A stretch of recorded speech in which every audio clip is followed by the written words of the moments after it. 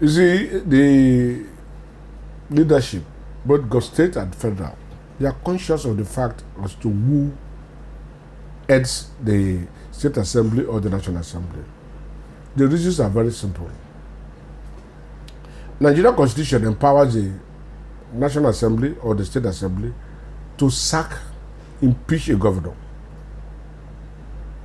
They are to approve the budget. And where the governor goes contract or the president goes contract, impeach the person. So if you are the president or governor, you must know who is there. Because if you give him the knife and he can kill you.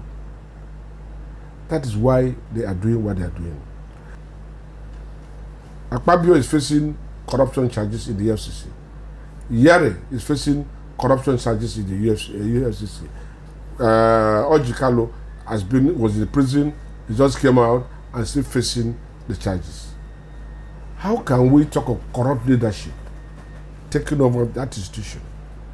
The institution that was supposed to correct the evil in the society. The institution that was supposed to stand for the implementation of the law. The institution that will create laws for us. Who heads it? A criminal suspect. Even though the law says the suspect is not proven guilty until the court of law. But the moment you have an atom of suspect, you leave. Look at Europe. Mayor accusing somebody, he resigned. What happened? Look at what happened. What has been going on in the UK. Look at what is going on in America. And now Black Africa want to stay to power forever because we use that power to steal. We use that power to corrupt, to enrich ourselves and do other things. Otherwise, if they are to serve, they must work within the rule of law. And if they want to respect Nigeria, we don't need criminals to be in the leadership. We don't need suspected criminals to be in our leadership. So for a president to insist that criminal A or criminal B or criminal C should be his preferred candidate in the complex National Assembly or State Assembly, then there's a question mark. I am 44 years in politics. Nigerians are docile. Nigeria is the most docile country I've seen. The moment they muzzle them, they fall flat and allow things to go. In the past, we used to have a faction, the military. But today, the society don't encourage military rule because they are not also clean. And if we are going to talk about demonstrations, civil demonstration, that is also lacking because they are ready to bribe everybody. Then the security agencies are not also helping matters. The judiciary and the security agencies are not helping matters. They connive with those so-called entitled criminals to intimidate the society. And so, if they get their way, that is the end of it. Because all of them are interested in money. They are not interested in service. If they are interested in service, then they can be able to do what is right. Somebody asked me a question one time. How much are they paying a judge? That if a judge sees a 1 billion naira, he will not take. His number of years in service is up to 1 billion. His pension and gratuity is up to 1 billion. And if you can get that money and retire and go, which is better? The area of integrity is no longer important in Nigeria. People go to National Assembly or go to government, and in a poor man in 3, 4 months, 6 months, you see him with flashy cars, you see him building mansions all over the place, and they cannot question him. They make him a chief.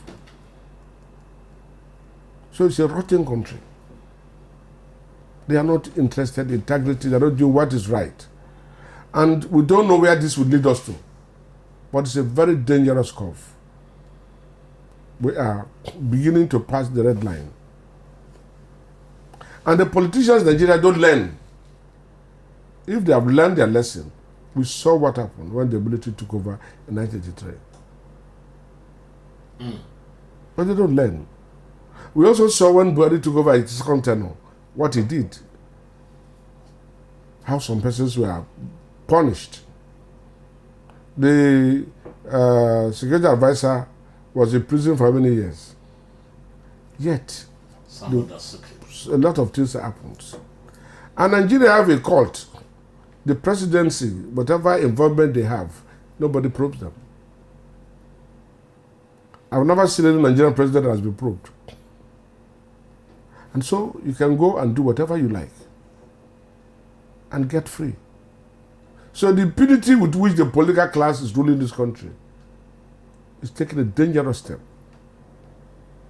Nobody knows what will happen tomorrow. Chief, how can we change? How can this narrative be changed? It's the society. Is it possible? The society must purge themselves. The moment the society decide that this is what they want, it will go. But when the society is cowed, because first they make them poor, that is poverty in the land. The politicians make sure everybody is poor. So when it is time for politics, they give you carrot.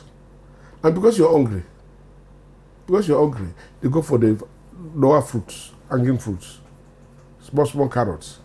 Forgetting that if they take that money, it will not last them 1 week and they come back to square one. But they are not interested. They say, after now, I will not see the person. So it's difficult. So the changing will start with the society.